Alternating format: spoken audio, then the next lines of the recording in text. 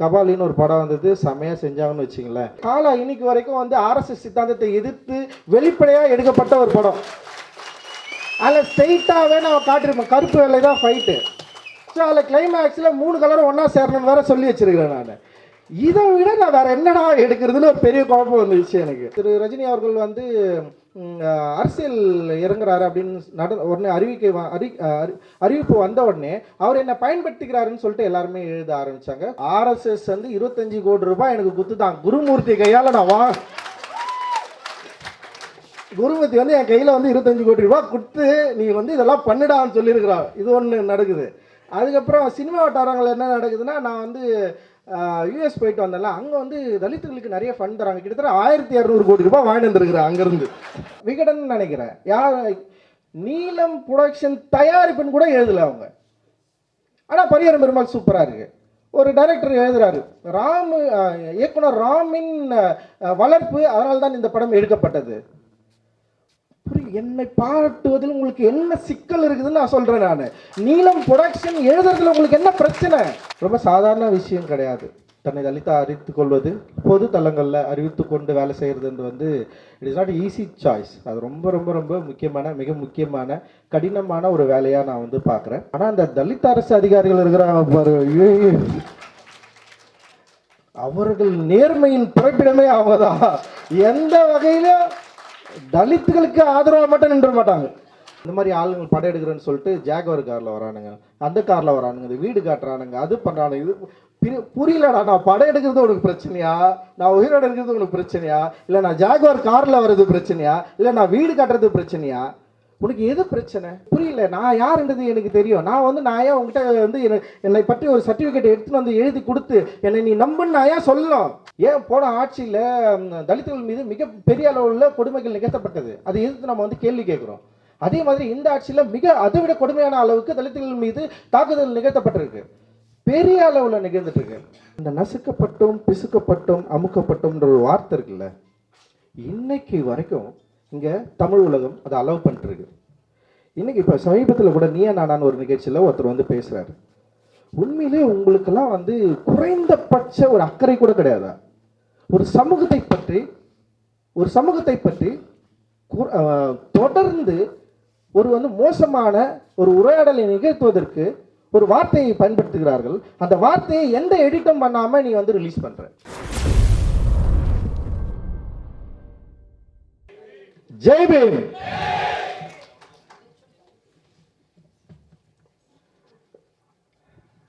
ரொம்ப மகிழ்ச்சி இந்த ஆண்டும் அரங்கு நிறைந்து உங்களை காண்பதில்.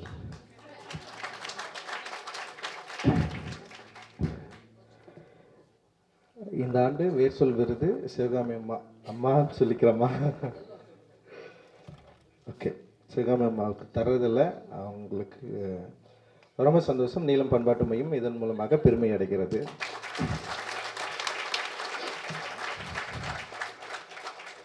ஃபர்ஸ்ட்டு நான் அவங்கள பார்த்தது வந்து ஸ்பைக்லி படத்தில் டூ த ரைட் திங்ஸ்ன்னு நினைக்கிறேன். அதில் வந்து ஒரு பொண்ணு வந்து சம்மந்தமே இல்லாமல் டான்ஸ் ஆடும் ஃபஸ்ட்டு வந்து.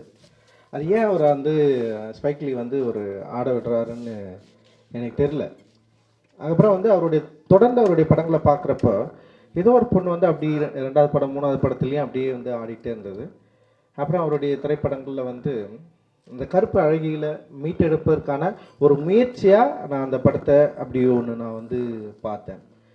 மேபி அப்படி ஒரு விஷுவலில் ஃபஸ்ட் டைமாக சிவகாமி அம்மாவை நான் பார்த்தேன். வெங்கல் வந்திருந்தாங்க, அண்ட் வந்து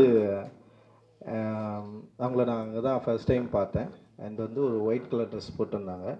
அண்ட் வந்து எனக்கு எப்பவுமே கருப்புனா பயங்கரமாக பிடிக்கும்.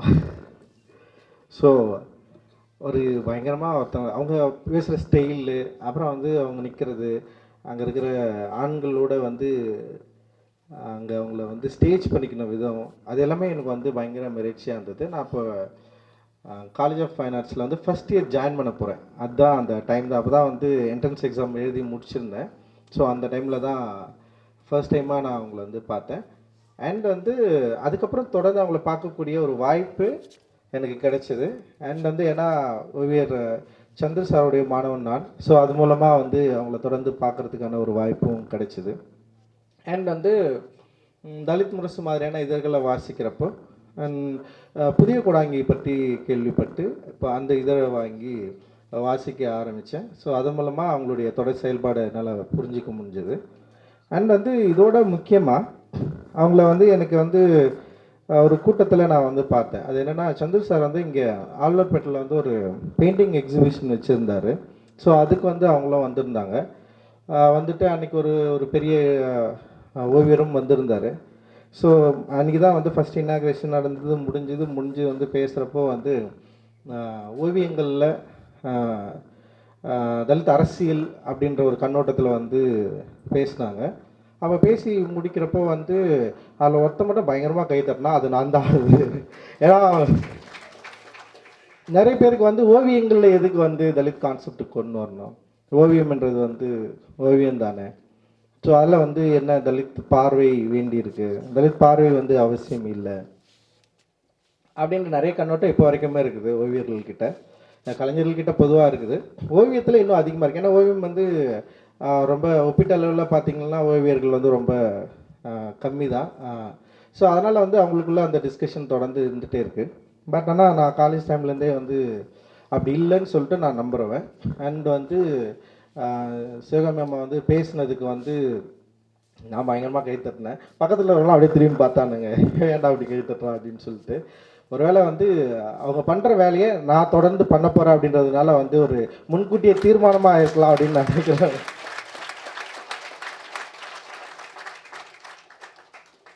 ஏன்னா எனக்கு முன்னாடியே படம் எடுத்துகிட்டு அவங்க எடுத்துருக்காங்க, எழுதியிருக்கிறாங்க, அப்புறம் வந்து அதிகாரத்தில் இருந்திருக்காங்க, அந்த அரசியல் நடவடிக்கை, ஸோ எல்லா ஏரியாவிலும் பயங்கரமாக இறங்கி விளையாடி இருக்காங்க அவங்க. ஸோ அதுக்கப்புறம் தான் யோசிக்கிறப்ப பார்த்தா அவங்களோட தொடர்ச்சி தான் நம்ம எல்லாருமே அப்படின்னு நான் நினைக்கிறேன் நான். ஸோ பண்பாட்டு அளவில் தலித்தோடைய இருப்பை பற்றி, தலித் வாழ்வோட இருப்பை பற்றி, அரசியலை பற்றி பெரும் கவனத்தோடு பெரும் அக்கறையோடு தொடர்ந்து செயல்பட்டு கொண்டிருப்பவர்களாக நம்ம வந்து அவங்கள அறியலாம் அப்படின்ற மாதிரி எனக்கு வந்து தோணுச்சு. குறிப்பாக இந்த ஆவணப்படமும், அப்புறம் அவங்க வந்து இப்போ அவங்களுடைய அரசியல் அதிகாரத்தில் உள்ள இருந்ததுனால ஏற்பட்ட இடர்பாடுகள், அண்ட் அது தொடர்ந்து அரசியல் நிலைப்பாடுகள், அண்டு எழுத்தில் அவங்க வந்து பங்காற்றிய விதம், அண்ட் வந்து சினிமாவும் எடுத்து பார்த்துருக்காங்க, அண்டு டிராயிங்கும் வரைஞ்சிருக்காங்க.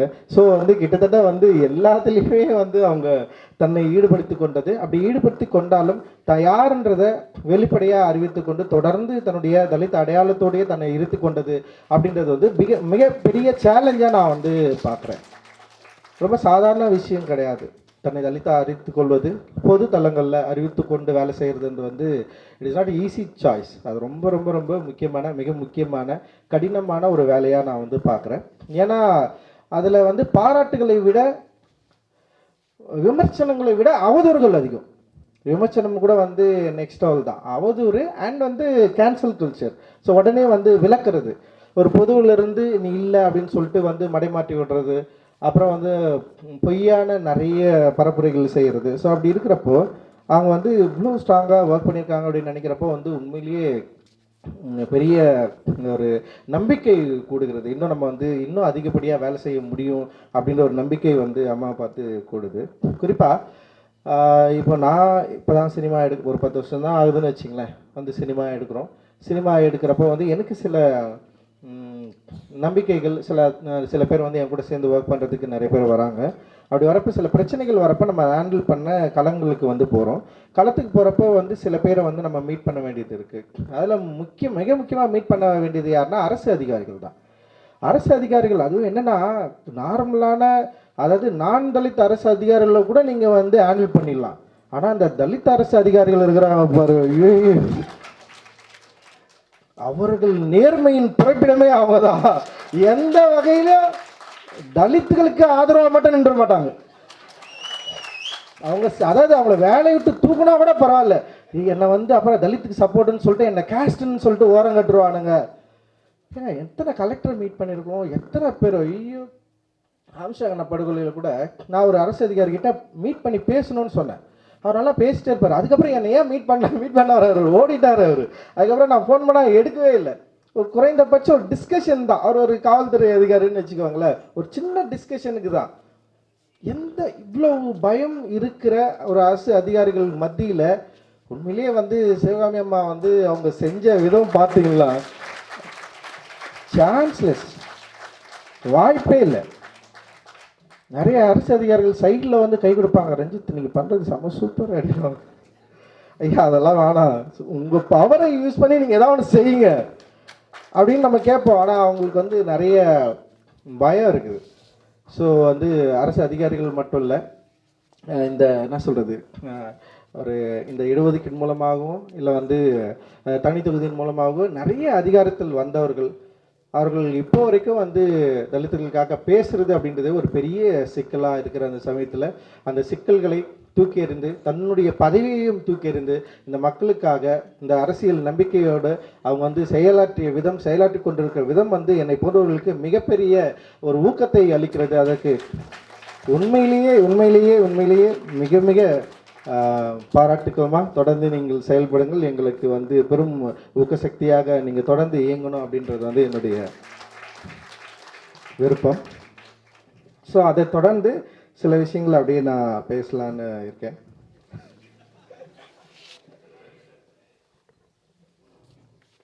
கத்தி பேச முடியாது இந்த முறை, கொஞ்சம் உடம்பு சரியில்லை, அதனால் லைட்டாக. அண்ட் அந்த மேடையில் நிறைய பேர் இருக்காங்க, எல்லாருக்குமே என்னுடைய நன்றி. அண்ட் வந்து சாருக்கு உண்மையிலேயே மிகப்பெரிய நன்றிகள். சார் வந்து நீலத்தோட நண்பனாக இருக்கிறாருன்னு சொல்லிட்டு அறிவிச்சிருக்கிறாரு. வாழ்த்துக்கள் சாரு. சரி, நீங்கள் யாருக்கு வேணால் நண்பனாக இருக்கலாம், ஆனால் நீலத்துக்கு நண்பனாக இருக்குது ஒரு ஸ்டாண்டு, அது சாதாரண விஷயம் இல்லை. அதனால் வந்து நீங்கள் நீலத்துக்கு நண்பனாக வந்ததற்கு எங்களுடைய வாழ்த்துக்கள். ஏன்னா நீலம் அப்படியாப்பட்ட வேலையை செஞ்சுன்னு இருக்குது. ஏன்னா சாருடைய எழுத்துக்களில் தொடர்ந்து வாசித்தவன் நான். அவருடைய சினிமா கட்டுரைகள் அண்ட் வந்து அவருடைய பெரும்பாலான அதிகப்படியான கட்டுரைகளில் நான் வாசிச்சிருக்கேன், எல்லாத்தையும் நான் வாசிச்சிருக்கேன் சார் எழுதுனதை. அண்ட் வந்து நாவல்களை சிலது தான் நான் வாசிச்சிருக்கேன். அண்ட் வந்து அந்த வகையில் சாரு வந்து எனக்கு ஒரு மிகப்பெரிய ஊக்கசக்தியாக இருந்திருக்கு. அவருடைய சினிமா கட்டுரைகள் எனக்கு மிக மிக அவசியமானதாக இருந்திருக்கு. நன்றி சாரு, அதை இந்த மேடையில் நான் உங்களுக்கு நன்றியை தெரிவிச்சுக்கிறேன். அண்ட் வந்து ஸ்டாலின் ராஜாங்கண்ணா வந்து எப்பவும் போல் கல்யாணி ஐயா அண்ட் வந்து துரைக்கண்ணு அண்டு மற்ற ஐயா அவர்களுக்கு வந்து எல்லாருக்கும் என்னுடைய வாழ்த்துக்கள், நன்றி. அண்ட் இந்த நிகழ்வை வெற்றிகரமாக தொடர்ந்து நிகழ்த்தி கொண்டிருக்கிற வாசுகி பாஸ்கர் அண்டு வந்து நீலம் பப்ளிகேஷன் மற்றும் நீலம் கூவை, நீலம் பண்பாட்டு மையம், நீலம் சோசியல் எல்லாருக்குமே என்னுடைய வாழ்த்துக்கள். தமிழ் பிரபாவுக்கு ஸ்பெஷல் நன்றிகள். அண்டு ஸோ இன்றைக்கி வந்து கவிதை வாசிச்சாங்கல்ல, அவங்க பேர் என்ன பெறா? இந்துமதி, நீ எங்கே இருக்கிற? உன்னுடைய மொழி வந்து என்னை பயங்கர எமோஷனல் ஆக்கிடுச்சு. உன்னுடைய திமிரு, உன்னுடைய மொழி, நீ வந்து அப்படி நின்று ஸ்டேஜில் நின்று பேசுனது அண்ட் வந்து பயங்கரமாக இருந்தது. அதான் உங்களை போல தான் நிறைய பேர் வரணும்னு ஆசைப்படுறோம், எல்லோரும் வரணும் அப்படின்றது தான் ரொம்ப முக்கியமானது. ஸோ இந்த இடத்துல தான் நம்ம வந்து ஒரு முக்கியமான காலகட்டத்துக்கு வந்து நகர்ந்திருக்கிறோம் அப்படின்னு நான் நினைக்கிறேன். இன்று தமிழ் சினிமா, அரசியல், ஸோ வந்து என்னவா நடந்துட்டுருக்குது, இலக்கியம், ஸோ ஓவராலாக என்னவா இருந்துகிட்ருக்கு. ஸோ இதை பற்றி எல்லோரும் என்ன பேசுகிறாங்க? இன்றைக்கி வந்து நான் இண்டஸ்ட்ரிக்கு வந்து ஒரு 10 இயர்ஸ் தான் ஆகுது. பெருசாக நான் ஒரு 7 படம் எடுத்திருக்கேன். அப்புறம் ஒரு சில படங்கள் தான் நான் தயாரிச்சிருக்கேன். அண்ட் வந்து இதன் மூலமாக சில வேலைகளை வந்து நம்ம வந்து செஞ்சுருக்கோம். இதில் கிடைச்ச ஒரு பண உதவி மூலமாக ஒரு ஆக்கப்பூர்வமான சில வேலைகளை செய்யலான்னு சொல்லிட்டு ஒரு பரிச்சாத்தியான முறையில் ஒரு என்ன சொல்கிறது, ஒரு எக்ஸ்பெரிமெண்டலாக தான் இது வந்து எல்லாத்தையுமே வந்து ஸ்டார்ட் பண்ணுது. ஸோ அந்த எக்ஸ்பெரிமெண்டலுக்கு ஒரு பயங்கரமான ஒரு ஆதரவு கிடைச்சதுன்னு தான் நான் சொல்லுவேன். ஸோ அந்த ஆதரவின் அடிப்படையில் தான் நம்ம எல்லாருமே வந்து ஒன்று கூடியிருக்கிறோம். ஸோ வந்து திடீர்னு வந்து ஃபஸ்ட்டு வந்து என்னென்னா, இந்த தலித் லைஃப்பை சினிமாவில் பேசுகிறதுக்கான வாய்ப்பு இருந்ததான்னா பெரும்பாலும் வந்து இல்லாமல் தான் இருந்தது, எல்லாருக்குமே தெரியும். அந்த வாய்ப்பை இப்போ இலக்கியங்கள் கூட வந்து நம்ம வந்து ரொம்ப என்ன தன்னிச்சையாக செயல்பட்டு ஒரு விஷயத்தை எழுதி ஒரு 10 பேருக்கு நம்ம பிரிண்ட் பண்ணி கொடுத்துடலாம். ஆனால் சினிமான்றது வந்து ஒரு பெரும் பணம் போகிற இடமா இருந்ததுனால தயாரிப்பு நிறுவனங்கள் வந்து தலித் கதைகளை கேட்குறது, ஸோ அதை பற்றி டிஸ்கஸ் பண்ணுறது, எந்த விதமான ஒரு முன்னேற்பாடுமோ ஒரு திட்டமோ இல்லாத இருந்த காலகட்டம் தான். ஏன்னா தலித் லைஃப் எல்லாம் வந்து திரைப்படமாக எடுத்தால் பார்ப்பாங்களா பார்க்க மாட்டாங்களா அப்படின்ற பெரிய இருந்த ஒரு காலகட்டத்தில் எனக்கு கிடைத்த நம்பிக்கைகளின் அடிப்படையில் நான் வந்து சினிமா எடுக்க வந்தேன். அப்படி தான் வந்து அட்டகத்தின்னு ஒரு படம் எடுத்தேன். அந்த படம் வந்து நிச்சயமாக வந்து எல்லாராலும் வந்து பார்க்கப்பட்டது, பாராட்டப்பட்டது, அண்ட் வந்து விமர்சிக்கவும் பட்டது. அதனால் வந்து அடுத்த படமும் எனக்கு கிடைச்சிது. ஸோ அடுத்த படம் கிடைச்சதுனால மெட்ராஸ்னு ஒரு படம் எடுத்தேன். அந்த ஃபர்ஸ்ட் படத்தில் வந்து பெருசாக யாருக்குமே புரியல, இது என்ன படம்னே நிறைய பேருக்கு தெரியல. ஒரு சில பேர் வந்து இது காமெடி படம்னு சொன்னாங்க. கௌதம் சித்தார்த்தன் நினைக்கிறேன், இவர் உன்னதம்ல எழுதிட்டு உன்னதம்னு ஒரு அவர் என்ன பண்ணாருன்னா இது எல்லாம் தலித் சினிமான்னு சொல்லிட்டு ஒரு கட்டுரை எழுதினார். அவர் வந்து இப்போ நான் வந்து தலித் சினிமா இல்லையா நான் இன்னும் சொல்லவே இல்லை. பட் ஆனால் எனக்கு ஒரு ஐடியா இருக்குது, தலித் சினிமான்ற ஒரு மூடில் தான் நம்ம வந்து ஆரம்பிக்கிறோம். பட் அவர் மட்டும்தான் தீரானதில் ஒரு கட்டுரை எழுதுறாரு, இதெல்லாம் தலித் சினிமான்னு சொல்லிட்டு. அப்போ வந்து எனக்கு வந்து அவர் எதை அப்போ தலித் சினிமா சொல்லுவாருன்னு எனக்கு ஒரு பெரிய யோசனை இருந்தது. சரி, ஓகே, அவர் ஒன்று எழுதுறாரு. அப்புறம் என்ன பண்ணாருன்னா வந்து அடியன் கானா மைண்டுக்குள்ளே பாட்டு, கானா பாட்டு, அது எல்லாத்தையும் வந்து விமர்சித்து எழுதுறாரு. எனக்கு ரொம்ப ஆச்சரியமாக இருந்தது. தலித் லைஃப்பை வந்து பற்றி தெரிஞ்சிக்காம இது தலித் லைஃப் இல்லைன்னு சொல்கிறாரு. ஏன்னா என் வாழ்க்கையை நான் எடுத்துருக்கிறேன் நான் அதில். சரி, ஓகே. எனக்கு என்னென்னா இலக்கியவாதிகள் எப்படியாவது என் படத்தை பார்த்துட மாட்டாங்களா, இலக்கியவாதிகள் என் படத்தை பற்றி, ஏன்னா நம்ம தொடர்ந்து இலக்கிய ஆனந்த விடன் வாசிக்கிறதை விட வந்து இலக்கிய என்ன சொல்கிறது இதழ்களை வாசிக்கிறது தான் வந்து பெரிய முக்கியமான வேலையாக இருந்தது. அதில் வர அவங்க விமர்சிப்பாங்க, சில இலக்கிய பத்திரிகைகளில் வந்து விமர்சிக்கிறப்போ வந்து சில முக்கியமான படங்கள்லாம் போட்டு விமர்சிக்கிறப்போ அந்த படத்தை வந்து திரைப்படங்களில் அதாவது திரையரங்கில் ஓடலனாலும் அது மேலே ஒரு கவனம் ஏற்படும்ல. சரி, அந்த மாதிரி யோசிக்கிறப்போ வந்து எனக்கு ஃபஸ்ட்டு வந்து ஏமாற்றம் தான் மிஞ்சது. ஆனால் மெட்ராஸ் வந்து அந்த குறையை வந்து தீர்த்துச்சு. அது வந்து எல்லா பக்கத்து பக்கம் போட்டு பாராட்டி திட்டி எழுதி பயங்கரமாக பண்ணிட்டாங்கன்னு வச்சுங்களேன். ஆனால் ஃபர்ஸ்ட் வந்து அட்டகத்தி தான் வருது, அதுக்கப்புறம் மெட்ராஸ் வருது. மெட்ராஸ் படம் வெளிவந்த முடிஞ்சதுக்கப்புறம் தான் ஸோ இது ஒரு உரிமையை கோருது. ஸோ இந்த திரைப்படம் ஒரு நிலவியலை பேசுது, இந்த திரைப்படம் ஒரு மக்களுடைய வாழ்க்கை முறையை பற்றி பேசுது, இது ஒரு தலித் சினிமா அப்படின்ற மாதிரி வந்து எல்லாம் எழுத ஆரம்பிக்கிறாங்க. அண்டு அதில் வந்து திராவிட இயக்க மூமெண்ட்டை வந்து நான் கொஞ்சம் கிரிட்டிசைஸ் பண்ணி தான் அந்த படமே எடுத்துருக்கிறதுனால ஃபர்ஸ்ட் டைமாகவே எனக்கு வந்து ஒரு திராவிடன் மூமெண்ட்லேருந்து பயங்கரமாக அட்டாக் நிகழ்ந்தது. பெரிய அளவில் பெரியாரிஸ்டுகள் வந்து அந்த திரைப்படத்தை வந்து விமர்சித்து எழுதினாங்க.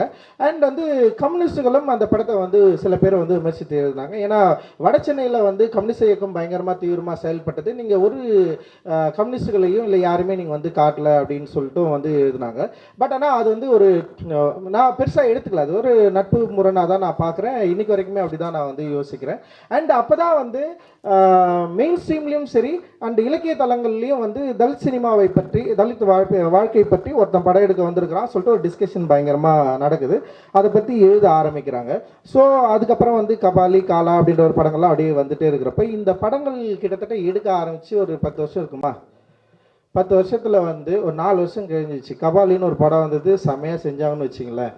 அவ்வளோதான், அதில் வந்து நிறைய விஷயங்கள் நடந்தது. அந்த படம் வந்து அதுக்கப்புறம் வந்து காலான்னு ஒரு படம் இருக்கிறேன். உடனே வந்து காலாவில் என்ன நடந்தது, கபாலியில் என்ன நடந்ததுன்னா, காலாவில் வந்து என்ன நடந்துச்சுன்னா உடனே என்ன ஆச்சுன்னா, அப்போ திரு ரஜினி அவர்கள் வந்து அரசியல் இறங்குறாரு அப்படின்னு உடனே அறிவிப்பு வந்த உடனே அவர் என்ன பயன்படுத்திக்கிறாருன்னு சொல்லிட்டு எல்லாருமே எழுத ஆரம்பித்தாங்க. குறிப்பாக வந்து விடுதலை சிறுத்தைகள் இருக்கிற திரு ரவிக்குமார் அவர்கள் என்ன பண்ணிட்டாருன்னா வந்து அப்புறம் ஒரு சில பேர் என்ன பண்ணாங்கன்னா ஆர்எஸ்எஸ் உடைய உந்துதலில் ஆர்எஸ்எஸ் உள்ள ஃபண்டில் வந்து ரஜினிகாந்தை வந்து அம்பேத்கரிஸ்டாக காட்டி சேரிகளில் கொண்டு போய் சேர்க்குறாரு ரஞ்சித்துன்னு சொல்லிட்டு எழுத ஆரம்பிச்சிட்டாங்க. அண்ட் வந்து எனக்கு ஒன்றுமே புரியல, என்னடா இது, எப்படா இதை புரிஞ்சுக்கிறது. நம்ம காலா இன்னைக்கு வரைக்கும் வந்து ஆர்எஸ்எஸ் சித்தாந்தத்தை எதிர்த்து வெளிப்படையாக எடுக்கப்பட்ட ஒரு படம். அதில் ஸ்ட்ரெயிட்டாகவே நம்ம காட்டிருப்போம், கருப்பு வெள்ளை தான் ஃபைட்டு. ஸோ அதில் கிளைமேக்ஸில் 3 கலரும் ஒன்றா சேரணும்னு வேறு சொல்லி வச்சுருக்கிறேன் நான். இதை விட நான் வேறு என்னடா எடுக்கிறதுன்னு ஒரு பெரிய குழப்பம் வந்துச்சு எனக்கு. இதை ஏன் இவ்வளோ கிரிட்டிசைஸ் பண்ணுறாங்க. அப்புறம் வந்து நிறைய பேர் அன்றைக்கி வந்து ஒரு அந்த திருநெல்வேலியில் போயிட்டு வந்து என்ன சொல்கிறது தூத்துக்குடி துப்பாக்கிச்சூடை பற்றி ஒரு கமெண்ட் பாஸ் பண்ணதுனால வந்து ஒட்டுமொத்த தமிழ் சூழலுமே இந்த படத்தை வந்து எதிர்க்கணும் அப்படின்னு சொல்லிட்டு அண்ட் வந்து இந்த படத்துக்கு எதிர்மறை கருத்துக்கள் எக்கச்சக்கமாக பரப்பப்பட்டது. அதில் நான் இயக்கிருக்கிறேன்றது கூட யாரும் கருணையோடு செயல்படலை, நல்லா புரிஞ்சுக்கோங்க. ரஞ்சித் என்பவனை இயற்கைக்கான ரஞ்சித் வந்து விலை போய்விட்டார், அவ்வளோதான் மேட்ரு. ஆனால் அதுக்கப்புறம் வந்து சூப்பர் ஸ்டார் ரஜினிகாந்த் அவர்கள் நிறைய பேர் எடுத்தாங்க, ஆனால் அவங்களாம் விலை போகாத இயக்குனர்கள் ஒரே ஆள் தான் விலை போயிட்டார். ரொம்ப இன்ட்ரெஸ்டிங்கான ஒரு கான்செப்டாக இருக்குது. டேய் எனக்கு புரியல, எனக்கு இப்போ தான் ஓகே இதுக்கப்புறம் ஒன்று இருக்குது பாருங்க. அப்போது தலித்து யோசனை அப்படின்பது இன்னொருத்தரால் மட்டும்தான் நான் யோசிக்க முடியுமா? இன்னொருத்தர் சொல்லி தான் என்னால் இயங்க முடியுமா? அப்போது எனக்குன்னு ஒரு சுய சிந்தனையே கிடையாதா? அப்படி இருக்கிறப்ப தான் வந்து இப்போ பாபா அம்பேத்கர் வந்து பேசுகிறப்போ வெள்ளைக்காரனால் வந்து உருவாக்கப்பட்டவர். அப்போ யார் தான் இங்கே சுயம்பு? யார் தான் சுயம்பாக உருவாகி அந்த மக்களுடைய பிரச்சனையை பற்றி பேசியவர்கள்? அப்போ தலித்துகளுக்கு அந்த சுய உணர்வே கிடையாதா அப்படின்ற கோபம் அப்போ வர ஆரம்பிச்சுது எனக்கு. ஓகே இதை நம்ம வந்து ஃபேஸ் பண்ணுவோம், இதை நம்ம வந்து ஃபைட் பண்ணுவோம். சரி ஓகே, நம்ம இவ்வளோ பேசியும் இவ்வளோ எடுத்தோம், இந்த படத்தை வந்து இவர்கள் நிராகரிக்கிறார்கள் அப்படின்னா எனக்கு உண்மையில் குழம்பிச்சு. சரி ஓகே நம்ம வந்து படம் எடுக்கலாமா வேணாவா அப்படின்னு யோசிச்சு தமிழில் படமே எடுக்கக்கூடாதான்னு சொல்லிட்டு விட்டு நான் வந்து ஹிந்தியில் படம் எடுக்கலாடான்னு போயிட்டேன். நான் ஹிந்தியில் படம் எடுக்கலான்னு போயிட்டு பிர்சா முண்டா வந்து படம் எடுக்கலான்னு சொல்லிட்டு அதை பற்றி ஒர்க் பண்ண ஆரம்பிச்சிட்டேன். சரி ஒர்க் பண்ண ஆரம்பித்தோடனே வந்து அந்த படம் வந்து அங்கே எழுதுகிறப்போ வந்து ஒரு சில சிக்கல்கள் வந்து உருவாச்சு. அப்படியே உருவாகினக்கிறப்ப வந்து ஆனால் எனக்கு தமிழில் ஏன்னா நம்ம விட்டு போயிட்டு எனக்கு உண்மையிலே நான் விட்டு போன மண்ணில் தான் எனக்கு இருந்தது. சரி என்னடா பண்ணலாம் அப்படின்னு யோசிச்சுன்னு இருக்கிறப்போ அந்த டைமில் தான் வந்து பரியரும் பெருமாள் எடுத்து வச்சுருந்தோம், ரிலீஸ் பண்ணோம். அது ஒரு பெரிய ரீச் ஆச்சு. அப்போ கூட என்ன நிகழ்ந்ததுன்னா பரியரும் பெருமாள் என் சொந்த காசு போட்டு நான் படம் எடுத்தேன். நான் ப்ரொடியூசர், நான் தான் ப்ரொடியூசர். அது அந்த படத்தை ரிலீஸ் பண்ணுறப்ப என் பொறாட்டிக்கிட்ட கொஞ்சம் காசு கொடுத்து வச்சுருந்தேன், நீங்கள் கொஞ்சம் சேர்த்து வச்சுக்கோன்னு சொல்லிட்டு அது கூட பிடின்னு வந்து நான் ரிலீஸ் பண்ணேன் நான் அந்த படத்தை. ஆனால் வந்து அந்த படம் பார்த்து விட்டு ஒரு விகடன் நினைக்கிறேன் யார் நீலம் ப்ரொடக்ஷன் தயாரிப்புன்னு கூட எழுதலை அவங்க. ஆனால் பரியரும் பெருமாள் சூப்பராக இருக்குது. ஒரு டைரக்டர் எழுதுறாரு, இயக்குனர் ராமின் வளர்ப்பு, அதனால தான் இந்த படம் எடுக்கப்பட்டது. என்னை பாராட்டுவதில் உங்களுக்கு என்ன சிக்கல் இருக்குதுன்னு நான் சொல்றேன். நான் நீலம் ப்ரொடக்ஷன் எழுதுறதுல உங்களுக்கு என்ன பிரச்சனை? ஒரு சிறந்த படைப்பு வருது, அந்த சிறந்த படைப்பு யாரால் தயாரிக்கப்படுகிறது? எப்படி இது அதோட கச்சா என்ன அதோட உற்பத்தி பொருளுக்கு ஒரு காசு செலவு பண்ணுறலாம், எதை நம்பி நான் காசு செலவு பண்ணுறேன்? அந்த படம் ஓடும் ஓடாதுன்ற நம்பிக்கைலாம் எனக்கு கிடையாது. 2 சீன் எனக்கு பயங்கரமாக பிடிச்சிருந்தது. அவங்ககிட்டே சொன்னேன் நான். ஒன்று வந்து நான் டாக்டர் ஆக போகிறேன்னு ஒரு சீன் இருக்கும், அவ்வளோதான். நான் பார்த்துட்டே எனக்கு இது போதுன்னா நான் சொல்லிட்டேன். நான் எனக்கு போதும், எனக்கு அவ்வளோதான், எனக்கு போதும். அதுக்கப்புறம் 2வது நீ பயந்து ஓடினா விட்டுருவானுங்களா அப்படின்னு சொல்லிட்டு இவர் ப்ரொஃபஸர் பேசுவார்ல, அவ்வளோதான். 2 சீன் போதும், என்ன போதும், நான் ரிலீஸ் பண்ணுறேன்டா அப்படின்னு சொல்லி நான் ரிலீஸ் பண்ண படம் ஓடிச்சு. ஆனால் அப்பொழுதும் கூட ரஞ்சித்தின் தயாரிப்பு அப்படின்னு சொல்கிறதா எல்லாருக்கும் பிரச்சனை இருந்தது. சரி ஓகே பரவாயில்ல. ஆனால் அங்கே மாரி செல்வராஜ் வந்தான்ல, வந்து இங்கே வந்து உட்காந்தான்ல, இவ்வளோ பெரிய இடத்துக்கு வந்து நிற்கிறான்ல. ஸோ அவரா பரியரும் பெருமாள் கர்ணன் முடிஞ்சுதா? ஓகே நான் வரேன். இப்படி படம்லாம் எடுத்துகிட்டு இருக்கிறோம். அப்போ வந்து நீலம் சம்மந்தமாக நிறைய விஷயங்கள் பண்ணுறோம். அண்ட் அரசியல் தளங்கள்லேயும் பெரிய ஒரு எதிரொலி இருக்குது.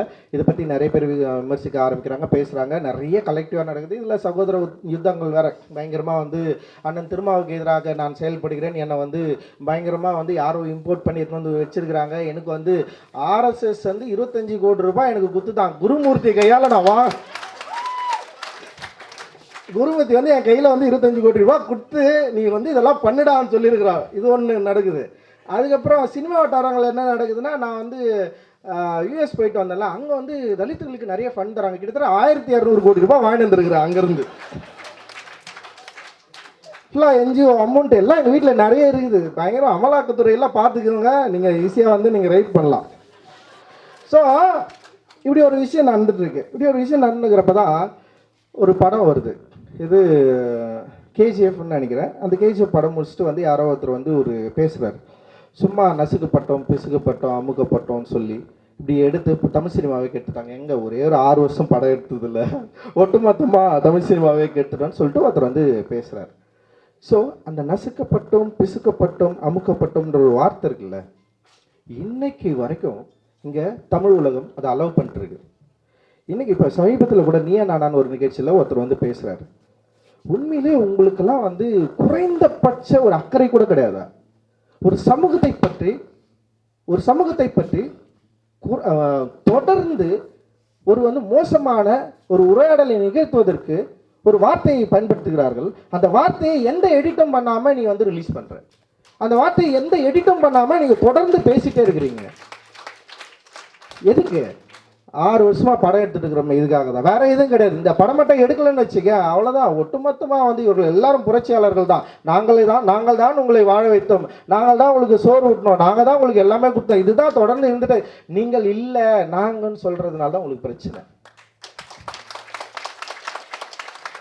ஸோ இந்த வார்த்தை அதுக்கப்புறம் வந்து சர்க்குலேட் ஆகுது. தொடர்ந்து இதை பற்றி பேசிகிட்டே இருக்கிறது. தொடர்ந்து எந்த நிகழ்வாக இருந்தாலும் யாராக இருந்தாலும் சும்மா எப்போ பார்த்தாலும் எப்போ பார்த்தாலும் இதே வார்த்தை. ஸோ இந்த வார்த்தை தொடர்ந்து வந்துட்டே இருக்கிறதுல ஃபர்ஸ்ட் படம் எடுக்க முடியாது இந்த மாதிரி. அப்புறம் படம் எடுத்து சக்ஸஸ் ஆயிடுச்சு. சக்ஸஸ் ஆனதுக்கப்புறம் உடனே தமிழ் சினிமாவில் டக்குன்னு மாற்றமே நிகழாமல் போனதுக்கு இதுதான் காரணம்னு சொல்லிட்டு உடனே வேற ஒன்று இந்த மாதிரி பேச ஆரம்பித்தோடனே அதுக்கு இடையிலேயே என்ன பண்ணுறாங்கன்னா இவங்க இந்த மாதிரி ஆளுங்கள் படம் எடுக்கிறேன்னு சொல்லிட்டு ஜாகுவார் காரில் வரானுங்க, அந்த காரில் வரானுங்க, இந்த வீடு காட்டுறானுங்க, அது பண்ணுறானுங்க. இது புரியலடா. நான் படம் எடுக்கிறது உனக்கு பிரச்சனையா, நான் உயிரோடு இருக்கிறது உனக்கு பிரச்சனையா, இல்லை நான் ஜாகுவார் காரில் வர்றது பிரச்சனையா, இல்லை நான் வீடு காட்டுறது பிரச்சனையா, உனக்கு எது பிரச்சனை? ஸோ இதை இங்கே இருக்கிற தமிழ் சமூகத்தில் இருக்கிற முற்போக்காளர்கள் எப்படி இதை பார்க்குறாங்க? சரி, இதுக்கு நான் ஏன் அட்ரஸ் பண்ணி கூட மாரி செல்வராஜ் என்கிட்ட கேட்டான், நான் அவன் ப்ரொடக்ஷனில் எத்தனை பேர் ஒர்க் பண்ணியிருப்பாங்க, எத்தனை பேர் படம் பண்ணியிருப்பாங்க, இதில் எத்தனை பேர் நான் தலித்ஸ் இருக்காங்க, எத்தனை பேர் உன் மூமெண்ட்டில் சேர்ந்து வேலை செய்கிறாங்க? இத்தனை நான் தலித்தில் இருக்கிறப்போ தொடர்ந்து உன் மேலே ஒரு குற்றச்சாட்டு வைக்கிறாங்களே, அதுக்கு நீ என்ன பதில் சொல்ல போறேனாரு. எனக்கு அதை பற்றி கவலையே இல்லைடா, ஆமாண்டா நான் தலித்துக்கு தாண்டா வாழ்க்கை கொடுப்பேன், எனக்கு கவலையே கிடையாது. நீ எனக்கு புரியல, நான் யாருன்றது எனக்கு தெரியும். நான் ஏன் உங்ககிட்ட என்னை பற்றி ஒரு சர்டிஃபிகேட் எடுத்துன்னு எழுதி கொடுத்து என்னை நீ நம்புன்னு நான் ஏன் சொல்லணும்? அது எனக்கு தேவையே இல்லைன்ற அவசியமே இல்லை. பட் ஆனால் இது தொடர்ந்து அப்படியே எனக்கு இருந்துகிட்டே இருக்கு. ஒரு படம் அதாவது ஒரு படத்துக்கு எனக்கு சம்பளம் தரான்னா நான் பேசுகிற பேச்சுக்காக தரான். இங்கே இருக்கிற வியாபார உலகில் பொருளாதாரத்தை மட்டுமே நம்பி இயங்குகிற ஒரு சந்தை மட்டுமே நம்பி இயங்குகிற சினிமாவில் என்னுடைய பணம், என்னுடைய சம்பளம் என்பது யாரால் நிர்வகிக்கப்படுது, யாரால் அது உயர்த்தப்படுது, யாரால் கொடுக்கப்படுது? இந்த வணிக சந்தையின் மதிப்பீட்டின் அடிப்படையில் என்னோட ஒர்க் ஆஃப் ஆர்ட்டுக்கு என்னோட சினிமா மக்கள் ரசிக்கிறதுக்கு அந்த சம்பளத்தை நான் வாங்குறேன். நான் பேசுகிற பேச்சு கிடையாது. நான் பேசுகிற பேச்சுக்கு என் படம் கம்மியாக தான் ஓடுது. இப்படி தான் உனக்கு பிரச்சனை. நான் பல சவால்களை அதில் எதிர்கொள்கிறேன்.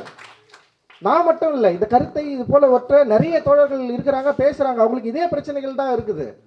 இந்த பிரச்சனை பேசுவதன் மூலமாக ஒரு 100 பேர் எக்ஸ்ட்ராலாம் பார்க்கல. படம் நல்லா இருந்தால் பார்ப்பாங்க, இல்லைன்னா கிடையாது. நான் நல்லா பாவம் பா ரஞ்சித் இவ்வளோ பேசுகிறார் பாட்டின்னு சொல்லிட்டு யாரோ போய் படம் பார்த்தீங்க? ஒரு படம் பார்க்கலாம். என் ப்ரொடக்ஷன் படம்லாம் அது மாதிரியே யாரோ போய் பார்க்குறீங்க? வாய்ப்பே இல்லை. படம் நல்லா இருந்தால் போய் படம் பார்க்குறீங்க. நாங்களும் படம் நல்லா எடுக்கணும்னு தான் முயற்சி பண்ணிட்டே இருக்கோம். அப்போது என்னுடைய ஒர்க் ஆஃப் ஆர்ட் மேலே நான் வைக்கிற நம்பிக்கை, அதற்கு நான் என்னுடைய உழைப்பை செலுத்துகிற முறைக்கு நான் ஒரு சம்பளம் வாங்குறேன்.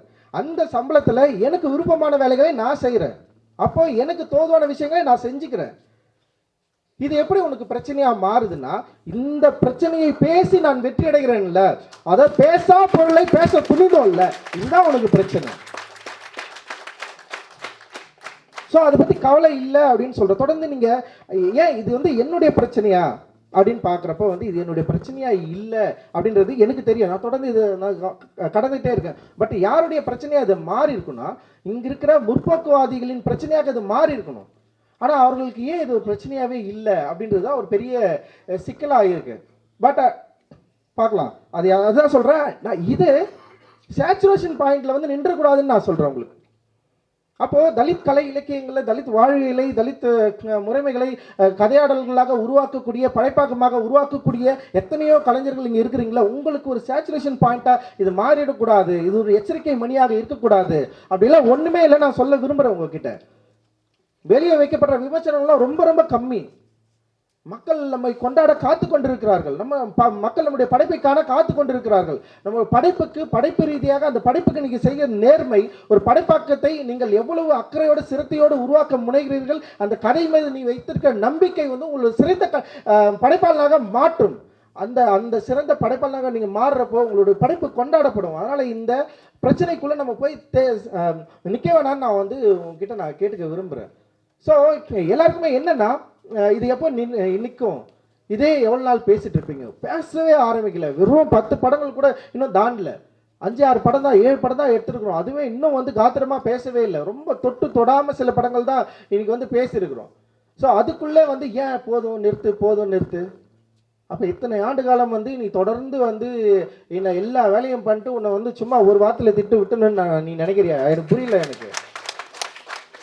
எனக்கு நீ சுய பரிசோதனை செஞ்சுக்க போற. ஏன் ஸ்பைக் லீ வந்து தொடர்ந்து அவருடைய கதாபாத்திரங்கள் பிளாக்ஸாகவே இருக்கணும்னு விரும்புகிறாரு? அவருடைய கதை உலகம் கருப்பாகவே இருக்கணும்னு ஏன் விரும்புகிறாரு? ஏன் வந்து அவர் பிளாக் லான்ச்மேன் ஒரு படம் எடுத்துட்டு ஏன் ஆஸ்கர் வாங்கணும்? அவர் ஏன் அவர் வந்து அவருக்கு படம் கிடச்சிச்சு, காசு கிடச்சிச்சு, அங்கே பிளாக்ஸ் வந்து ஒபாமா வந்து அங்கே வந்து பிரதமராக மாட்டார். ஏன் அவர்கள் வந்து கருப்பர்கள் தங்களுடைய கருப்பு இனவரியை வந்து தங்கள் மீது நிகழ்த்தப்படுகிற இனவரியை எதிர்த்து தொடர்ந்து படம் பண்ணிட்டே இருக்கிறாங்க. அது ஒரு குளோபலான இஷ்யூ தானே நிறவரி. இது வந்து எல்லாருக்கும் தெரிஞ்சிச்சு தானே. அது ஏன் வந்து நிறுத்தப்படலன்னு சொல்லிட்டு யாராவது உங்களால் கேள்வி கேட்க முடியுமா? நீனா சிமியன் பாட்டை போட்டு உங்களால் தெரிய முடியுதுல்ல இங்கே. ஏன் அதே மாதிரி வந்து தலித்தோட பிரச்சனையை உங்களால் ஏன் கண் திறந்து பார்க்க முடியல? நீனா சிமியன் உங்களுக்கு ஒரு முக்கியமான புரட்சியாளராக தெரியுறப்ப நீ ஏன் இளையராஜா புரட்சியாளர் தெரியல உங்களுக்கு? நிறைய கேள்விகள் இருக்கு. சும்மா நீங்க வந்து இங்க இருந்துட்டு இங்க இருந்து ஹேஷ்டேக் போடுறான். ஒரு கருப்பரை இறந்ததுக்கு போராடுறதுக்கு ஃபுல்லா போட்டு தள்ளினே இருக்கிறான். இங்க நான் படுகொலை செய்யப்படுறான், கத்தியில வெட்டப்படுறான், அதோ பைக் புல்லட் வச்சுனா வெட்டான். நீ என்ன பண்ணிட்டு இருக்க இங்க? ஒரு ஒரு ஒரு ஒரு அனைத்து அரசியல் கட்சி கூட்டங்கள் இங்க வந்து கூட்டப்படவே இல்லை. தொடர்ந்து தலித்துகள் தாக்கப்படுறது இல்லைன்னு சொல்லிட்டு போய் சொல்றாங்க. நடக்கவே இல்லை. அப்ப நீ நடக்கவே இல்லைன்னா நடக்கிறத பத்தி நான் பேசணும்ல. அப்ப நான் பேசுறது எப்படி உங்களுக்கு சிக்கலா மாறும்? பேசிதானே ஆகணும். ஸோ இந்த தலித் நிலைப்பாடு பேசுறது அப்படின்றது வந்து ரொம்ப ரொம்ப முக்கியமானது இல்லை. ஸோ இந்த நிலைப்பாடு பற்றி பேசுவது, கேள்வி கேட்பது இங்கே என்னவா மாறுதுன்னா பிரச்சனையாக மாறுது. இப்போ நம்ம ஏதாவது பிரச்சனையை பேசுகிறப்போ அப்போ நமக்கு பின்னாடி இவன் இருக்கிறான், பின்னாடி அவன் இருக்கிறான், இவர்கள் பின்னாடி ஒரு அஜெண்டா இருக்கிறது. ஏற்கனவே இங்கு நிற்கிற வந்து அரசியல் சூழ்நிலையை கலைப்பதற்காக இவர்கள் தொடர்ந்து பேசிக் கொண்டிருக்கிறார்கள். இங்கு இது வந்து சமூக நீதிக்கான ஒரு இடம். இந்த சமூக நீதிக்கு வந்து இந்த மாதிரியான மாற்றுக்கிறதுக்கு வந்து இடமே இல்லை. நாங்கள் எல்லாரும் சமூக நீதியை கோருகிற ஒரு ஐக்கியமாக நாங்கள் இருக்கிறோம். எங்களுக்குள்ள பிரச்சனைகள் உண்டு பண்ண நீங்கள் வந்து தொடர்ந்து விமர்சிக்கிறீங்க, நீங்கள் விஷமிகள், உங்களுக்கு பின்னாடி ஒன்று இருக்கு அப்படின்னு சொல்றப்போ நம்ம ஒரு கேள்வி எழுப்புறோம். யார் இங்கு இந்த பண்பாட்டை தொடர்ந்து அனுமதிக்கிறது? யார் இங்கு இந்த சடங்குகளை தொடர்ந்து அனுமதித்துக் கொண்டிருக்கிறது? யார் எங்கள் மத ரீதியான பண்பாட்டை வளர்த்திருப்பது அப்படின்னு ஒரு கேள்வி கேட்கிறோம். இங்கு அரசாங்கத்துக்கு எந்த விதமான இதில் வந்து ஒரு எந்த விதமான சப்போர்ட்டும் இல்லையா அப்படின்னா எந்த ஆட்சியிலையும் நடக்காது. இந்த ஆட்சியிலும் நடந்துட்டு இருக்குது. இது கௌசாலா ஆவடியில் பெரிய அளவில் இயங்கிட்டு இருக்கு. அதுக்குன்னு ஒரு தனி அமைச்சகத்தை உருவாக்கி மிக மிக சீரியஸாக வந்து அது வந்து பயங்கர ஸ்ட்ராங்காக பண்ணிருக்கிறாங்க. அப்போ இதை பற்றி கேள்வி கேட்டுன்னு வச்சிங்களேன், அப்போ வந்து நம்ம யாரு அப்படின்னு ஒரு கேள்வி கேட்போம். இப்போ ஒரு கேள்வியை நம்ம கேட்குறோன்னா அந்த கேள்விக்கு நீ பதில் சொல்ல. இப்போ நான் கேள்வி கேட்குறேன், மற்ற எந்த ஆட்சியிலும் இல்லாமல் இந்த ஆட்சியில் மத ரீதியான நம்பிக்கைகள் அதிகமாக வளர்த்திருக்கப்பட்டிருக்கிறது அப்படின்னு ஒரு கேள்வி நான் வைக்கிறேன். இந்த கேள்விக்கு நீங்கள் பதில் சொல்லணும் அப்படின்னு நான் விரும்புகிறேன்னு வச்சுங்க. உடனே என்ன பண்ணுவாங்கன்னா இந்த கேள்விக்கு நேரடியான பதில் வரவே வராது. இதற்கு ஒரு பொய்யை உருவாக்குவாங்க. இதுக்கு ஒரு பொய்யை உருவாக்கி நான் கேள்வி கேட்டவன் என்னையே தப்புன்னு சொல்லுவாங்க. இவன் தப்பு, தப்பான மனநிலையில் பேசுகிறான், இங்கே இருக்கிற ஒரு அரசை குற்றச்சாட்டுவதுக்கு தான் இவரோட வேலை. அப்புறம் வந்து இங்கே இருக்கிற வந்து இந்த அரசை, இங்கே இருக்கிற வந்து இந்த கூட்டணியை, இங்கே இருக்கிற வந்து சமூக நீதி அமைப்பில் நாங்கள் வந்து ஒரு குந்தகம் செய்வதற்கு நாங்கள் விரும்புகிறோம் அப்படின்னு சொல்லிட்டு ஒரு பொய்யான மதிப்பீடை கருத்தை உருவாக்குவதற்கு இவர்கள் தொடர்ந்து முயற்சிப்பார்கள். ஆனால் நேர்மையாக உங்களால் பதில் சொல்ல முடியுமா அப்படின்றது தான் என்னுடைய கேள்வியாக இருக்குது. ஏன்னா இங்கே அப்படி நடக்கவே இல்லை. ஏன் போன ஆட்சியில் தலித்துகள் மீது மிக பெரிய அளவில் கொடுமைகள் நிகழ்த்தப்பட்டது, அதை எதிர்த்து நம்ம வந்து கேள்வி கேட்குறோம். அதே மாதிரி இந்த ஆட்சியில் மிக அதைவிட கொடுமையான அளவுக்கு தலித்துகள் மீது தாக்குதல் நிகழ்த்தப்பட்டிருக்கு, பெரிய அளவில் நிகழ்ந்துட்டு இருக்கு. திருநெல்வேலியில் மாவட்டத்தில் மட்டும் தொடர்ந்து நிகழ்ந்துட்டே இருக்கு. புல்லட்ல ஓட்டின அந்த பையன் வந்து கத்தி வெட்டப்பட்டப்போ உடனே வந்து அதுக்கு ஒரு மாற்று கதையாடல் சொல்லப்படுது. எல்லாத்துக்குமே உடனே தீர்ப்பு எங்க தெரியுமா கிடைக்குது? நீதிமன்றத்தில் கிடைப்பதில்லை, உடனே வந்து சோசியல் மன்றத்தில் கிடைக்கப்படுது. சோசியல் மீடியாவில் உடனே தீர்ப்பு எழுதப்படுது, இது இதனால் செய்யப்படவில்லை. இப்போ ஒரு 2 நாளுக்கு முன்னாடி கூட ஒரு குழந்தைய வந்து வெளியே உட்கார வச்சு எக்ஸாம் எழுதுனாங்கல்ல, அந்த குழந்தை ஒன்று சொல்லுது, அவங்க அம்மா ஒன்று சொல்கிறாங்க, அங்கே இருக்கிற காவலர்கள் என்ன சொல்கிறாங்க, இதனால் இது நடக்கப்படலை. அது வந்து சோசியல் மீடியாவில் ஸ்ப்ரெட் பண்ணப்படுது, உடனடியாக தீர்ப்பு எழுதப்படுது மக்கள் மன்றத்தில். ஆனால் நீதிமன்றத்தில் வழக்கு மன்றத்தில் போயிட்டு அது வந்து எது உண்மையை சொல்லி கொண்டு வரணுன்றல அதுக்கு ஒரு ஸ்பேஸே இங்கே இல்லாமல் போயிடுச்சு. இப்போ நீங்கள் அது கேள்வி கேட்டிங்கன்னு வச்சிங்களேன், அவ்வளோதான். மிக சிக்கலை வந்து உருவாக்கக்கூடிய ஒரு இடத்துல கொண்டு வந்து நிறுத்தத்துக்கான ஒரு வாய்ப்பு இருக்குது. ஸோ இந்த இடத்துல தான் நம்ம யார் அப்படின்றது வந்து ரொம்ப ரொம்ப முக்கியமானதாக நான் வந்து பார்க்குறேன். ஸோ இந்த இடத்துல நம்ம யார், நம்ம என்ன, நம்ம தலித்தா, இல்லை தலித்தை நம்ம அறிவிச்சுக்கலாமா, இல்லை நம்ம தலித் அமைப்பா? ஸோ இந்த சோசியல் கான்சியஸோட ஒரு பொது சமூகத்தோடைய இயங்கக்கூடிய ஒரு ஆளாக நம்ம இருக்கிறோமா? நம்ம தலித்துன்னு அறிவிச்சுக்கிறதுனால ஒரு அடையாள அரசியல்னு சொல்லிட்டு நம்ம மேலே வந்து ஒரு ஐடென்டி மார்க் குத்தப்பட்டு நம்ம வந்து விளக்கப்படுறோமா? அப்படி இல்லைன்னா தலித்து அப்படின்ட்டு சொல்லி ஒரு ஓர்மையை உருவாக்கி ரஞ்சித் வந்து பொது சமூகத்திலிருந்து தலித்துகளை பிரிக்கிற வேலையை செய்து கொண்டிருக்கிறார் அப்படின்னு ஒரு குற்றச்சாட்டு வந்து நமக்கு வந்து வருது. ஸோ இந்த குற்றச்சாட்டு இப்போ வருதா? நீதி கட்சி ஆரம்பிக்கிறப்போ நீதி கட்சியில் இருந்த MC ராஜா அவர் எதிர்பார்த்த திட்டங்களை மேற்கொள்ளாதனால அதுலேருந்து வெளியாகிறப்போ MC ராஜா மேலே வைக்கப்பட்ட குற்றச்சாட்டு என்ன, சத்யவானந்த் முத்து மேலே வைக்கப்பட்ட குற்றச்சாட்டு என்ன அப்படின்னு பல இருக்குது நமக்கு ரெக்கார்டா, ஹிஸ்டாரிக்கலாக எக்கச்சக்கமாக இருக்குது. பாபா அம்பேத்கர் மீது வைக்கப்பட்ட குற்றச்சாட்டு என்ன? இவர்கள் தலித் ஓர்மையை விரும்புவதன் மூலமாக பொது சமூகத்திலிருந்து தலித்துகளை பிரித்தெடுத்து இவர்கள் வந்து அவர்கள் அந்நியமாக்க பார்க்கிறார்கள் அப்படின்னு ஒரு பெரிய குற்றச்சாட்டு. உண்மையிலேயே தலித்துடைய விருப்பம் என்ன? பொது சமூகத்தில் உரிமை கோருது, பொதுவில் உரிமை கோருது. பொதுவில் உரிமை எப்படி கோர முடியும்? என்னுடைய பிரச்சனை என்ன, என்னுடைய பிரச்சனை என்னன்னு நான் சொன்னாதான் என் பிரச்சனை என்ன, இது நான் இப்படி ஒரு ஐடென்டிட்டியோட நான் வாழ்ந்துட்டு இருக்கிறேன், எனக்கு இத்தனை தேவைகள் இருக்கு அப்படின்னு நான் சொல்றப்பதான் பொதுவில் எனக்கு இடம் இருக்கா இல்லையான்ற ஒரு இடத்துக்கான விவாதமே ஸ்டார்ட் ஆகுது. அப்போ பொதுவில் ஒரு பிரச்சனை இருக்குதுன்றதை நான் டிமாண்ட் பண்ணவே கூடாது, நீ பொதுவில் வந்து சேர்ந்துக்கோ, பொதுவிலேயே இரு, பொதுவை எதிர்த்து கேள்வி கேட்காத அப்படின்னு சொல்கிறப்போ என்னுடைய பிரச்சனை எப்படி விவாதிக்கப்படும்? ஸோ இப்போ இங்கே என்ன நிகழுதுன்னா, பொதுவில் நீ வந்து சேரணும்னா யாரா நீ பேச பண்ணும், பொதுன்னு பேச பண்ணுமா? இப்போ காலையில் கூட வந்து தோழர் ஜெயராணி வந்து சொன்னாங்க, நான் வந்து ஆன்டி காஸ்ட்னு என்ன சொல்லிப்பேன் அப்படின்னு சொல்லிட்டு, நான் தலித் என்பதை விட நான் ஆன்டி காஸ்ட்னு சொல்லிப்பேன்னு சொல்லிட்டு. ஸோ ஒரு ஆன்டி காஸ்ட்னு சொல்கிறது மூலமாக நமக்கு என்ன மாற்றம் நிகழப்போகுது? ஏன் தலித்துன்னு சொல்றது மூலமா அந்த மாற்றம் நிகழாதா? எனக்கு ஒரு கேள்வி எழும்புதப்போ. அப்ப நான் தலித்துன்னு சொல்றதுனால இதை ஒரு சாதி அடையாளமாக நீ பாப்பன்னா பிரச்சனை யார்கிட்ட இருக்கு? என்கிட்ட இருக்கா, உங்ககிட்ட இருக்கா? அப்ப என்ன எதுக்கு நீ வந்து நான் வந்து ஒரு தலித் ஓர்மையோட என்னோட பிரச்சனையை என்னுடைய எனக்கு தேவையானதை நான் வந்து ஒருமுகப்படுத்துவதற்காக ஒரு கூட்டத்தை கூட்டுறேன், அது ஒரு ஒரு ஒரு பேரின் கீழமாக ஒரு பெரிய இயக்கத்தை கூட்டுவதற்கான ஒரு வாய்ப்பை நான் வந்து உருவாக்குறதுக்கு ஒரு ஐடென்டிட்டியை நான் வந்து கிரியேட் பண்ணுறது. ஐடென்டிட்டி என்பது என்ன விதமான ஐடென்டிட்டின்னு புரியணும். ஒரு உரிமை கோரலை நீ வந்து ஒரு சாதி கூட்டமா பாப்பியா அப்படின்றது எனக்கு ஒரு கேள்வி இருக்கு. அப்போ எனக்கு நீ ஒரு பேர் வச்சுட்டே இருக்க, வரலாற்று ரீதியா எனக்கு பல பேர்கள் தொடர்ந்து வந்துட்டே இருக்கு. அப்ப நான் ஒரு பேரை நான் வந்து ஒரு டிமாண்ட் பண்றேன்.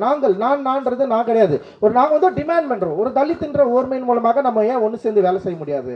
ஆனா இதுலயுமே ஒரு சிக்கல் வருது. இப்ப தலித்துகளா இயங்குற நமக்குள்ளேயே என்னன்னா, நம்ம தலித்துன்னு சொல்லிக்கலாமா, இல்ல ஆதி திராவிடர்னு சொல்லிக்கலாமா, இல்ல வந்து பஞ்சபர்கள் சொல்லிக்கலாமா, இல்ல அவுட் காஸ்ட்னு சொல்லிக்கலாமா, இல்ல வெவ்வேறு சொல்லிக்கலாமா, இல்ல ஆன்டி காஸ்ட்னு நம்ம சொல்லிக்கலாமா? ஸோ இந்த பிரச்சனை ஏன் நமக்கு உருவாகுது? இப்போ எதிரில் இருக்கிறவன் எனக்கு என்ன பார்க்குறான்றது அவனுக்கு ரொம்ப கிளியராக தெரியுது. நான் என்ன பேசினாலும் அவன் என்ன சொல்கிறான்னா, எனக்கு காஸ்டிஸ்ன்னு சொல்கிறான், நீல செங்கின்னு சொல்கிறான். ஓகேவா? அவனுக்கு பிரச்சனையே கிடையாது. எனக்கு தான் இப்போ பிரச்சனை. நான் யாரு? நான் என்ன தலித்துன்னு சொல்லிக்கலாமா, இல்லை நான் தலித்துன்னு சொல்கிறதால அவன் என்னை விட்டு போயிடுவானா? சரி, ஓகே, ஆன்டி காஸ்ட்னு சொல்லலாம். ஆன்டி காஸ்ட்னு சொன்னால் எல்லாரும் உள்ளே வந்துடுவாங்க. இப்போ கூட நான் தலித்துன்னு சொல்கிறதால உன்னை வெளியேற்றுவதற்காக உன்னை தலித்து சொல்ல, நீ உள்ளே வந்து சேர்ந்துக்கோன்னு சொல்கிறேன். இங்கிருந்து இதை நீ பாருன்னு நான் சொல்கிறேன், உன்னை இன்வைட் பண்ணுறேன். நீ உள்ளவா, நில்லு. தலித்துன்ற ஓர்மைக்குள்ள நீ உள்ளவா. இது ஒரு சாதிக்கான அடையாளம் இல்லை. ஒரு பிரச்சனைக்குரிய மக்கள் தங்களுடைய பிரச்சனையை எதிர்கொள்வதற்காக ஒரு மூமெண்டா மாறுற ஒரு எழுத்துக்குள்ள வந்து நிக்கிறது இது. அப்போ எனக்கு ஒரு உளவியல் சிக்கலை நீ உருவாக்குற. இப்ப எங்களுக்குள்ள அப்ப நான் என்னை அறிவித்துக் கொள்வது, நான் தலித்துன்னு அறிவிச்சுட்டா நீ என்னை விட்டு போயிடுவோன்னு ஒரு பயத்தினால நான் என்ன பண்ணேன், சரி ஓகே இன்க்ளூசிவா நம்ம ஒன்று இருக்கலாம், அப்போ நம்ம வந்து ஒரு ஆன்டி காஸ்ட் அப்படின்னு அறிவிச்சுக்கலாமா, இல்லை வந்து நான் வந்து ஆன்டி பிராமணிக்கல் அப்படின்னு அறிவிச்சுக்கலாமா? ஸோ அந்த அறிவிப்பை இப்படி ஒன்று சொல்றதுக்கு எனக்கு ஒரு நெருக்கடியை, எனக்கு ஒரு தொடர்ந்து மன உளைச்சலை உருவாக்குவது யாருன்னா எனக்கு எதிரில் இருக்கிறவன் தான். அப்போ நான் எதை கோருவது அப்படின்றதுல எனக்கு ஒரு சிக்கல் உருவாகுது இல்லை. அப்போ இந்த சிக்கலை மீறி தான் நான் வந்து என்னை அறிவிச்சுக்கிறேன், ஆமா தலித், நான் ஒரே தலித்து. ஆமா, நீ வந்து இந்த தலித் என்பதை நீ ஒரு சாதி அடையாளமாக பார்த்தா அது உங்களுக்கு ஒரு சிக்கல். நான் ஒரு விடுதலையின் அடையாளமா நான் பார்க்கிறேன். நான் சொல்றேன், அது ஒரு விடுதலையின் அடையாளம். எனக்கு இருக்கிற பிரச்சனையை சிக்கல்களை தீர்ப்பதற்கு நான் ஒரு மக்களை ஒருங்கிணைக்க வேண்டிய தேவை இருக்கு. ஒரு எழுத்தின் கீழே நின்று ஃபைட் பண்ண வேண்டிய தேவை இருக்கு. இந்த எழுத்தின் மூலமாக ஒரு அடையாளத்தை உருவாக்க வேண்டிய தேவை இருக்கு. அந்த அடையாளம் என்பது என்னுடைய உரிமை மீட்புன்னு நான் சொல்றேன். நான் அப்ப என்னுடைய உரிமை மீட்பை, இந்த அடையாளத்தை நான் உருவாக்கி கொள்வதில் உனக்கு ஒரு சிக்கல் இருக்கு, உடனே நீ வந்து இதை வந்து டைல் பண்ண ட்ரை பண்றேன்னா அப்ப பிரச்சனை எங்க இருக்கு அப்படின்னு நம்ம புரிஞ்சுக்கணும். தொடர்ந்து நம்ம ஒரு அடையாளத்து கூட இயங்க வேண்டிய தேவை இருக்கு. இந்த வார்த்தையுடைய அவசியம் இருக்கு.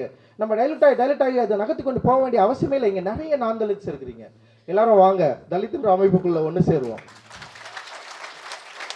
வாங்க இதோட அடர்த்தியை பெருசாக்குவோம். இது மூமெண்ட், இது ஒரு கல்ச்சர், இது ஒரு பண்பாடு. இந்த பண்பாட்டை பெரிதாக்க வேண்டிய தேவை நமக்கு இருக்கு. இப்ப இந்த பண்பாட்டில் ஒரு வார்த்தை ஒரு சிக்கலை உனக்கு உருவாக்குதுன்னா உனக்குள்ள ஒரு பிரச்சனை நீ புரிஞ்சுக்க வேண்டிய அவசியம் இருக்கு. ஸோ இதுதான் வந்து ஒரே விஷயம் ஏதோ ஒன்று எழுதிருக்கிறேன் கடைசியா. ஸோ இப்படி ஒரு இடத்துக்குள்ள நம்ம ஒன்றிணைய வேண்டிய தேவை இருக்கு. அண்ட் வந்து ரொம்ப நேரம் எடுத்துக்கிட்டேன், ரியலி சாரி. லாஸ்ட்டாக ஒன்று சொல்லிக்கிறேன். ஸோ தலித் படைப்பாக்கம் இப்போ இந்த மாதிரி சிக்கல்கள் இருந்து நம்ம விடைபெற வேண்டிய தேவை இருக்கு. ஏன்னா கிட்டத்தட்ட வந்து ஒரு சேச்சுரேஷன் பாயிண்ட்டுக்கு கொண்டு வந்து நிறுத்திருக்காங்க. இன்னைக்கு வந்து எங்கே போனாலுமே வந்து நீங்கள் இதை பற்றி தான் பேசிட்டு இருப்பீங்களா, இதுதான் உங்களுடைய பிரச்சனையா, தொடர்ந்து எங்கே போனாலுங்க சும்மா ஏதோ ஒரு இடத்துல வந்து சாப்பிட போனால் கூட பக்கத்தில் உட்காந்துருப்பார். நீங்கள் நல்லா தான் படம் எடுக்கிறீங்க ஆனால் கொஞ்சம் அப்படின்னு உனக்கு என்ன ஒருத்தன் அடிக்கலாம் போயிட்டேன். நான் கொஞ்சம் அவ்வளோ வன்முறையெல்லாம் கிடையாது அப்படின்னு சொல்லிட்டேன். நான் சாப்பிட்டு போகிற வரைக்கும் நீ ஏதாவது பேசுனேன்னு வச்சுக்கேன். அவர் என்னோட கேட்டே இருந்தார், நீங்கள் நல்லா தான் படம் எடுக்கிறீங்க. இப்போ அங்கே வந்துட்டாங்க ரஞ்சித், ஒரு நல்ல கிராஃப்ட்டு, நல்லா படம் எடுக்கிறாரு, ஆனால் தொடர்ந்து அவர் அதை பற்றியே பேசிட்டு இருக்காரு அப்படின்னா, ஐயோ அதை பற்றி எடுக்கிறதுனால தான் ஒரு நல்ல கிராஃப்ட் மேனாகவே நான் வந்திருக்கிறேன். நான் இல்லைன்னா வந்து எல்லாரும் மாதிரி ஏதோ ஒன்று மாறி இருப்பேன். ஸோ என்னுடைய படைப்பை அங்கீகரிக்கிற நேரமும் இதுவாக இருக்குது. அதே நேரத்தில் நான் தொடர்ந்து இதை பேசிக்கொண்டே இருக்க வேண்டுமா ஒரு கேள்வியும் எழுப்புகிற ஒரு இடமா இருக்கு. அண்ட் என்னை கேள்வி கேட்பதன் மூலமாக எதிர்வரும் நிறைய இளைஞர்கள், நிறைய அடுத்த வர படைப்பாளிகளை நோக்கி ஒரு பயத்தையும் உருவாக்குற ஒரு இடத்தையும் கொண்டு வந்து நிறுத்திருக்காங்க. ரொம்ப முக்கியமான இடமா நான் இதை வந்து பார்க்குறேன். ஸோ அந்த பயம் நமக்கு தேவையில்லை அப்படின்னு நான் நினைக்கிறேன். ஸோ ஸ்பைக்லி உருவாகி அதுக்கப்புறம் மூவ்மெண்ட் நிறைய வந்து இன்னைக்கும் வந்து கருப்பர்கள் வந்து அங்கே பல மிக முக்கியமான சினிமாக்களை எடுத்துக்கொண்டு இருக்கிறார்கள். குறிப்பாக கெட் அவுட்னு ஒரு படம் இருக்கும், ரொம்ப இன்ட்ரெஸ்டிங்கான படம், நீங்கள் அதை வந்து பார்க்கலாம். இந்த ரேசிசத்தை வந்து ஒரு சயின்ஸ் ஃபிக்ஷனில் உள்ளே கொண்டு போயிட்டு அற்புதமாக பயங்கரமாக ஹேண்டில் பண்ணியிருப்பார். அண்ட் அது மாதிரி என்ன பல திறப்புகளை வந்து அங்கே வந்து உருவாக்கிட்டே இருக்காங்க. இங்கே வந்து ஒரு 10 ஆண்டுகள்லேயே வந்து தலித் சினிமாவுடைய இல்லை சினிமாவில் தலித்தோட வாழ்க்கை பேசுவது வந்து சேச்சுரேஷன் இடத்துக்கு வந்து நிற்குமா அப்படின்னா நிற்காதுல்ல, வாய்ப்பு இல்லைல்ல. இன்னும் நிறைய கதை சொல்ல வேண்டியது இருக்குல்ல. என் கதை நான் சொல்லி முடிச்சிட்டேன், இங்கே இருக்கிற கதை உங்கள் கதையெல்லாம் சொல்லணும்ல. அப்போ இன்னும் வந்து நம்ம இன்னும் இதை உயிர்ப்போடு வைத்திருக்க வேண்டிய தேவை இருக்குது, அவசியம் இருக்கிறது. ஆனால் அதே நேரத்தில் நம்முடைய படைப்பாக்கத்தை செழுமையை நோக்கி நகர வேண்டிய தேவை இருக்கு. இப்போ நான் ஒரு படம் எடுக்கிறேன், என்னுடைய படம் ஒரே ஓடுதுன்னா நீங்கள் என்ன மாதிரி படம் எடுக்க வேண்டிய அவசியம் இல்லை. மாரி சொல்றது ரொம்ப கரெக்டாக சொன்னான். அது மேலே எனக்கு முன்னாடியே சில யோசனைகள் இருந்தாலுமே கூட மாரி சொல்றது என்ன சொல்றான்னா, எனக்கு நான் இந்த மாதிரி தான் படம் எடுப்பேன், என்ன வந்து நீ வேற மாதிரி படம் எடுக்க சொல்லாத. இப்போ அவனுடைய படங்கள் வந்து மேக்சிமம் வந்து இரக்கத்தை மையப்படுத்தியும் இல்லை வந்து மரணத்தை மையப்படுத்தியும் தொடர்ந்து இருக்கிறப்போ ஒரு அழுகை அது வந்து கண்டினியூ ஆகிட்டே இருக்கிறதுனால சில பேர் வந்து அவனை வந்து கேட்கறதுக்கான ஒரு வாய்ப்பு இருக்கு. எப்போ பார்த்தாலும் உங்க படம் வந்து இதையே சொல்லுது, கழிவிறக்கத்தை கோருதுன்னா அது வந்து ஒரு ஸ்டைலா போக்க நான் தொடர்ந்து பண்ணுவேன் அப்படின்னு சொல்றதுல வந்து நிச்சயமா ஒரு நல்ல ஒரு பாயிண்ட் இருக்குன்னு நினைக்கிறேன். இப்போ ஏன் படம் நான் அப்படி எடுத்துட்டு இருக்கிறேன். அப்போ நீங்க நிறைய பேர் வந்து இந்த படைப்பாக்கங்களை புதுசாக யோசிப்பது, நிறைய ஜேர்னல்ஸ் வந்து நம்ம ட்ரை பண்ணோம் அப்படின்னு நான் நினைக்கிறேன். நிறைய சயின்ஸ் ஃபிக்ஷன், நிறைய ஹிஸ்டாரிக்கல் ஆனது, அப்புறம் வந்து கான்டெம்பரரி சினிமா நிறைய வந்து நம்ம எடுக்க வேண்டியது இருக்கு. அண்ட் வந்து ஏற்கனவே ரெகுலர் சினிமாவை பிரேக் பண்ணி நம்ம நிறைய மாற்றத்தை உருவாக்க வேண்டியது இருக்கு. அந்த மாற்றத்தை நோக்கி நகர வேண்டிய தேவை இருக்கு. அதனால நிறைய படிக்கணும் அப்படின்னு நான் நினைக்கிறேன். ஸோ இந்த முறை கூட வந்து நீலம் வந்து ஒரு 5 எழுத்தாளர்களை வந்து நம்ம வந்து இன்ட்ரடியூஸ் பண்ணியிருக்கிறோம்ல நம்ம. அண்ட் வந்து அது ஏன்னா வந்து புதிய படைப்பாளர்களை உருவாக்குவதில் வந்து மிக மிக கவனமாக செயல்பட்டு கொண்டிருக்கிறோம். அந்த புதிய படைப்பாளர்கள் வந்து இந்த படைப்பழகத்துக்கு மிகப்பெரிய ஒரு தேவையை உருவாக்க வேண்டிய அவசியம் இருக்குது. அதனால நீங்க தயவு செஞ்சு நல்லா யோசிங்க, பயப்பட வேணாம், தயவு செஞ்சு பயப்பட வேணாம். பாருங்க சிவகம்மாலாம் பயங்கர தில்லா இறங்கி வேற லெவலில் வந்து அச்சு காலி பண்ணியிருக்கிறாங்க. நமக்கு முன்னாடி இருக்கிற மிகப்பெரிய இன்ஸ்பிரேஷனாக அவங்க வந்துருக்கிறாங்க. அண்ட் வந்து நானுமே வந்து இதனால தான் ஒரு பயப்படாமல் நான் இங்கே வந்து வேலை செஞ்சுட்டு இருக்கேன். அந்த மாதிரி நீங்களும் பயப்படாமல் பொது தளங்களில் இருக்கிற டிஸ்கஷனை தயவு செஞ்சு கவனிங்க. அது வந்து புறந்தள்ள வேண்டாம். டிஸ்கஷனை கவனிங்க. அந்த டிஸ்கஷன் எதன் மீது நிகழ்த்தப்படுகிறது, எதன் பொருட்டை நிகழ்த்தப்படுகிறது, அது ஒரு அவதூறு என்னன்றதை சரியாக புரிஞ்சுக்கிட்டு அந்த அவதூறை வந்து எலிமினேட் பண்ணிட்டு தீக்கு போட்டு அண்ட் பாசிட்டிவ் நோட்டை நிறைய எடுத்து உங்களுடைய படைப்பாக்கங்களில் உங்களுடைய படைப்புகளை செழுமையாக்குவதற்கு, படைப்பை வந்து இன்னும் வந்து செழுமைப்படுத்துவதற்கு இன்னும் தீவிரமாக எழுத்தை, அதாவது வாசிக்க வேண்டிய அவசியம் இருக்குது, திரைப்படம் பார்க்க வேண்டிய அவசியம் இருக்குது, நிறைய இருக்குது. அண்ட் வந்து தொடர்ந்து நீங்கள் இயங்க வேண்டும். இன்னும் பல புதிய திறப்புகளை, படைப்புகளை நாம் நிகழ்த்த வேண்டும். இந்த மூமெண்ட்டுக்கான தேவை மிக மிக அவசியம். அண்ட் இந்த உலகத்துக்கு வந்து நம்ம சொல்ல வேண்டியது, இந்த இந்திய சமூகத்துக்கு சொல்ல வேண்டியது நிறைய இருக்குது. அண்ட் வந்து நம்ம சொல்லணும், எல்லாரும் சேர்ந்து சொல்லுவோம். அண்டு ரியலி சாரி இது இவ்வளோ நேரம் நான் எடுத்துக்கிட்டதுக்கு. அண்ட் வந்து தேங்க்யூ, நீங்கள் இவ்வளோ நேரம் பொறுமை காத்ததுக்கு. அண்டு ரொம்ப சந்தோஷம். அண்ட் நெக்ஸ்ட்டு 3 நிகழ்வுகள் நம்ம வரும் வாரங்களில் நிகழ்ப்பது. அண்ட் வந்து தியேட்டர் ஃபெஸ்டிவல் இருக்குது, அண்ட் வந்து ஓவிய கண்காட்சி இருக்குது, அண்ட் புகைப்பட கண்காட்சி இருக்குது. அண்ட் முக்கியமாக நிறைய பேர் அதில் வந்து பங்கு பெற போகிறாங்க. நீங்களும் அதுக்கு தொடர்ந்து ஆதரவு அளிக்கணும் அப்படின்றது வந்து எங்களுடைய விருப்பம். And Jaivel, thank you.